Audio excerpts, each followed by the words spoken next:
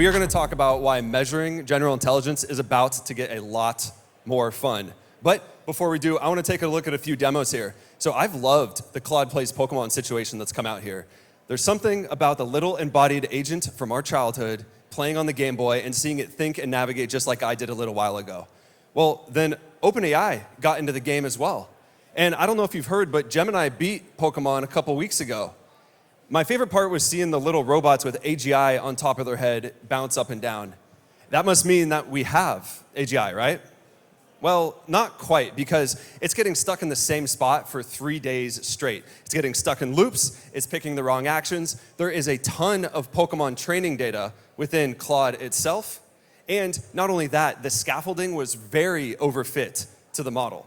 All right, so we're going to spend the next 15 minutes, and I'm going to talk about why measuring AGI is about to get a lot more fun. But before we do, my name is Greg Camrad, president of the ARC Prize Foundation. So we are a nonprofit with the mission to act as a north star towards open AGI. It was founded by Francois Chollet and Mike Knoop last year. And as an organization, we build benchmarks that measure the intelligence of machines.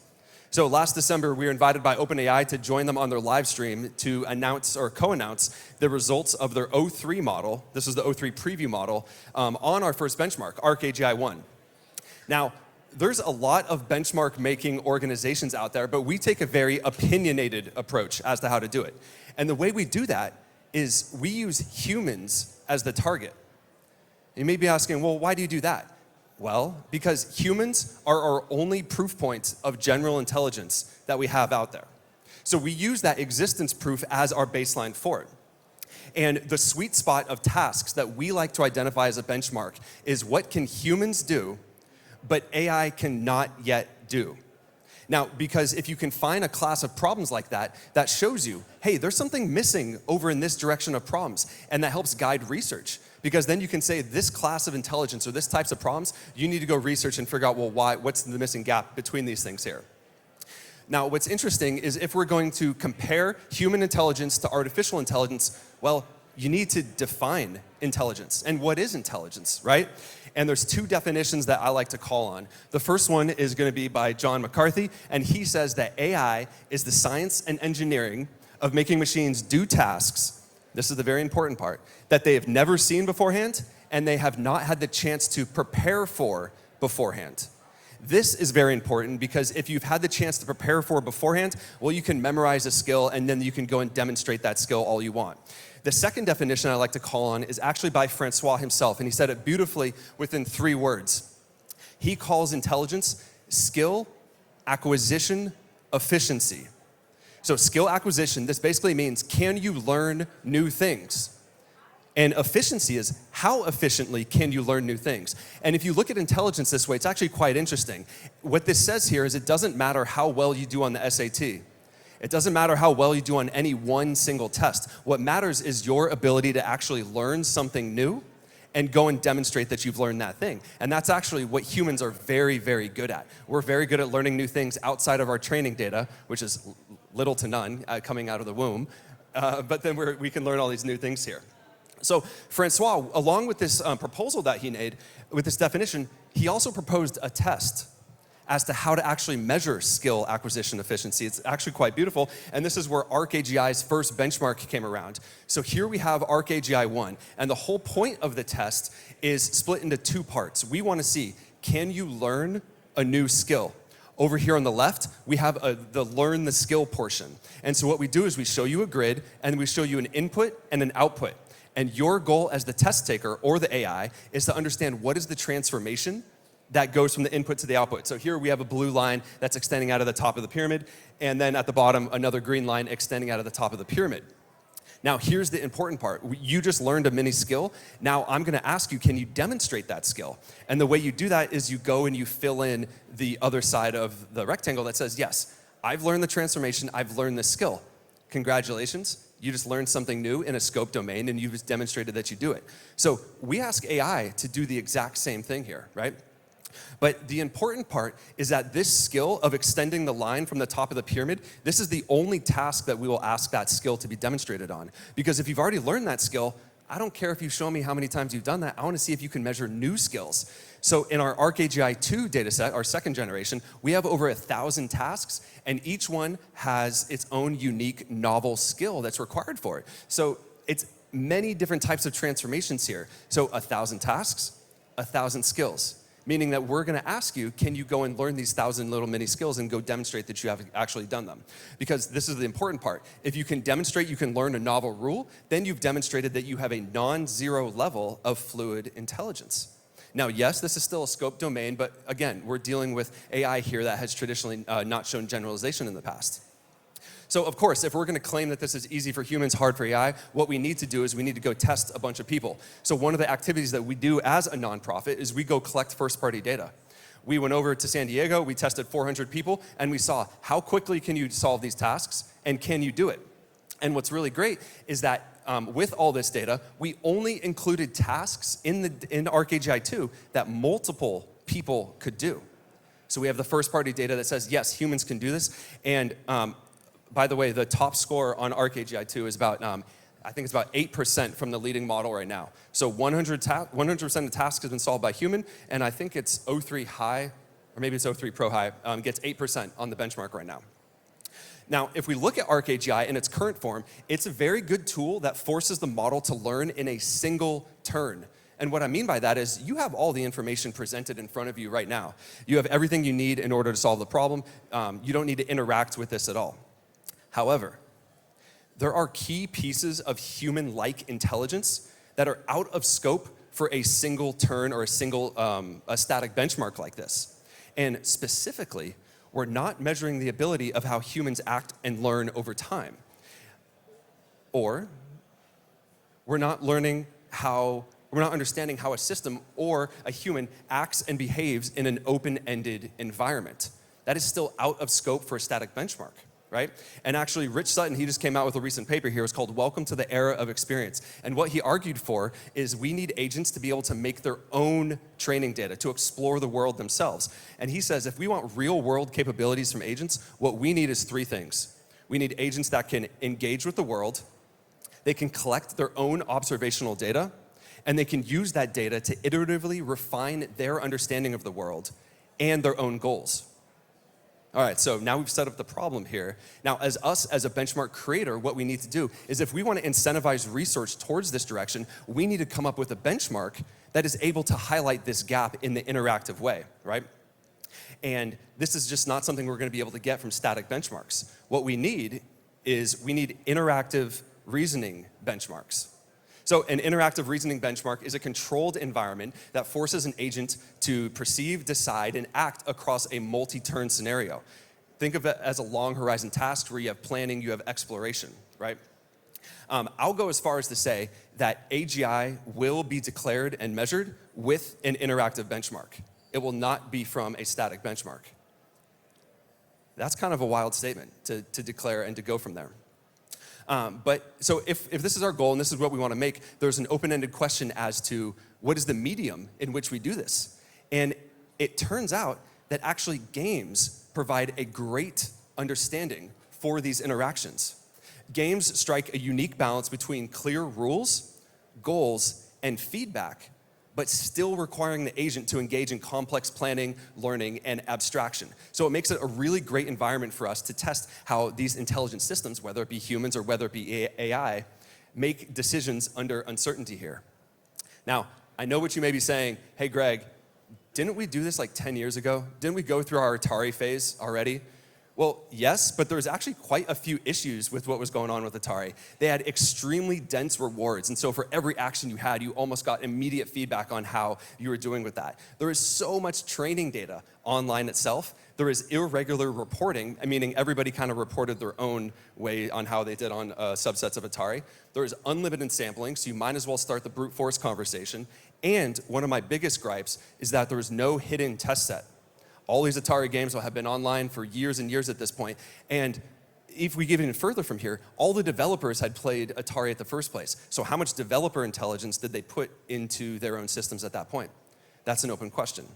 Basically, the Atari phase wasn't optimizing for efficient generalization, which is something that we have the luxury of being able to test for right now. So if we could make a benchmark that could overcome these shortcomings, we'd have something extremely interesting.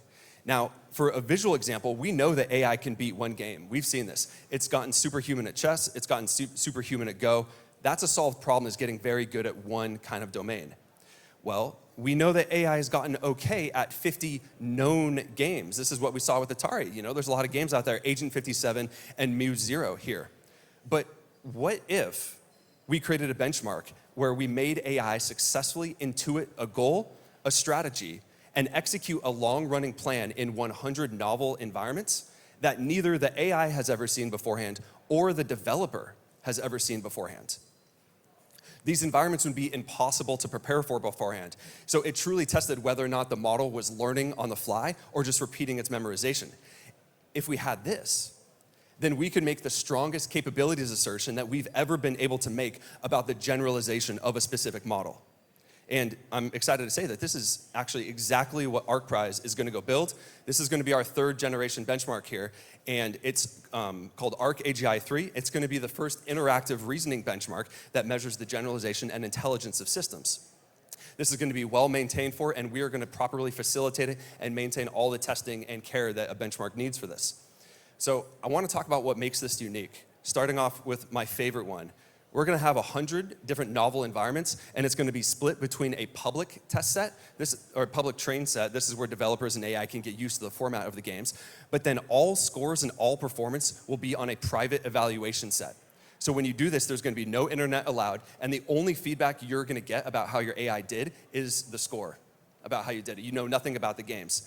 Now, remember from earlier, each one of these environments needs to be novel. So we will have games as different from each other.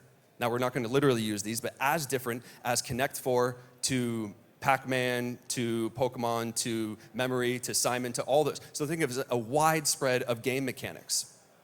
Widespread of game mechanics. Now, the second thing we're going to do that's very interesting, and one of my other gripes with the Atari phase, is there's going to be no instructions given to the AI on what to do. Now, you may ask, well, why would you do this? Well, a lot of benchmarks out there, what they'll do is they'll say, hey, you're in a racing game, or you're in an FPS, or you're playing Doom, or something like, or you're playing Pokemon, and give you a lot of intelligence on how to do it. That's not going to work here because you need to generalize across 100 different environments. We're not going to give instructions to humans either, so humans will still be able to do this. And if you look at this is actually one of the screenshots here. The lighting's not wonderful on it, but if you look at it, it doesn't make a ton of sense. It's not gonna make a ton of sense until you start actually exploring around. And us as humans, just one snapshot's not gonna do it for us, but it's actually gonna give us what we need when we can start to explore. And what this does is it forces the test taker to navigate with sparse rewards and the meta rewards in order to understand, to intuit about the environment. And this is one thing that humans are extremely good at, is being sample efficient with their learning. Now, the last thing is what we carry over from ARC 1 and ARC 2. You notice that in our benchmark, there's no words, there's no symbols. We call that cultural knowledge. So that's all the things that you learn after birth. And so what we only do is we only include what we call core knowledge priors. These are things that humans are either hardwired to have at birth or hardwired to learn extremely quickly after birth. So things like objectness, understanding that there's objects out there. Things like basic geometry, so shapes are different from each other. We have agentness, which means that, hey, I understand that there is another agent out there in the world with its own mind. In philosophy, this would be something like theory of mind. And then finally, we have the basic math, so basic counting. Now, before I close this out here, I want to bring it back to the human piece. Now, Darkesh actually had something really interesting within his most recent essay. He said that humans are extremely good at building up context, interrogating their own failures, and picking up small improvements. We want to do this, but we want to make AI solve these exact problems here, because as long as it is not doing this, then we can authoritatively say that we do not yet have AGI if it's not actually able to close out to these environments here. The last thing that I'll say is that the key metric in which we're going to evaluate how does AI do is the same metric we're going to evaluate to see how humans do. And what we call this is back to Francois' definition, skill acquisition efficiency, which when you do an interactive turn-based game, you have the luxury of measuring the number of actions that it takes in order to complete a goal. And we will see, does AI take as many actions as humans? If not, Why not? And then you can start to get an efficiency from there. Because again, it's not just about having unlimited training data so you can brute force any problem. It's going to be that you can do it efficiently. So for a little bit of a timeline right now, today we're giving a sneak peek. This is June. In July, we're actually in 30 days, on July 17th, we're going to come out with our first preview of 5 games. We're going to come out with a developer API so folks can start to go against these things. We're going to have a human UI, so you can go to the website and go play these games as a human. And then we're also going to host a little mini agent contest. Now, as a benchmark maker, I want to de-risk our big launch next year, and I want to see how do people actually do on these games. All of this will be open source, and so you can see how current AI does on this, right? And then we'll do a GA launch at Q1 of next year. That's going to be on the order of 100 games. One of the things I never thought I would get into would be a game development assembly line, but here we are. I'm knee-deep in doing operations and managing a team of contractors making many video games for us. Cool. So if this mission resonates with you, there's actually 3 ways to help out. Number 1, we're a nonprofit. So if anybody has connections with any philanthropic LPs or high net worth individuals who want to get involved with AGI progress, please let's talk. But then number 2 is we also would love agent early testers. So if you're building agents and want to build adversarial agents towards these games, I would love to talk. We're about to have that mini agent competition. I want to promote your good work if you want to try to take your hand at this. And then finally, game designers and game developers. Our bottleneck is actually really awesome ideas from a game mechanics and game design perspective. So if anybody wants to do a 60-minute jam session or submit ideas, this would be a really cool opportunity to collaborate on this. When we have our game assembly line, how do we know if a game is good or not? It has very simple rules. Number 1 is humans have to think it's fun, and humans have to do it within 5 to 10 minutes, because we're not rebuilding Zelda here. Number 2 is we can't have any cultural knowledge, and so no symbols like ocean water or blue skies or clouds or anything like that. We don't want any of that in there. And then number 3, which is the most difficult one, is it has to be novel from the other game mechanics. And so we do a redundancy check to make sure it doesn't, the skills don't overlap with the other games. We haven't found an automated way to do that yet. And that's kind of the point, and so humans are doing that for us right now.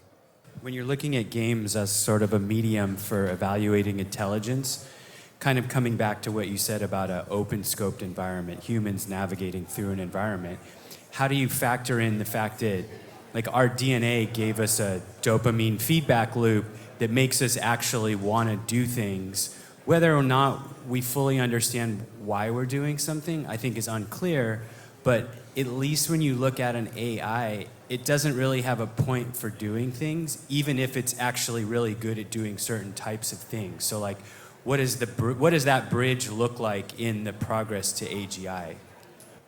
So very, very good deep question here. I think that dips into the alignment philosophical world, but what comes to mind is the types of how is the model getting trained in the first place? And this is a good big question for the model providers themselves. And then when you're talking about the RL side, it's about how you're going to define the reward. So I think that question is going to be upstream from the people who are making the actual models rather than the benchmark itself. Many games, even though are deterministic, express this chaotic behavior, right? So, and it's sometimes it's very unclear who won the game. Like we could play rock paper scissors with you, and I'm going to be chasing your strategy, for example, to win this game. And although the Nash equilibria exist for the game, it's still unclear who is going to be the winner. How are you going to tackle this? Yes, the question was, how are we going to define the rewards for the game? Each game will have a defined reward that you've won or lost. So it'll be very clear as to how that happens.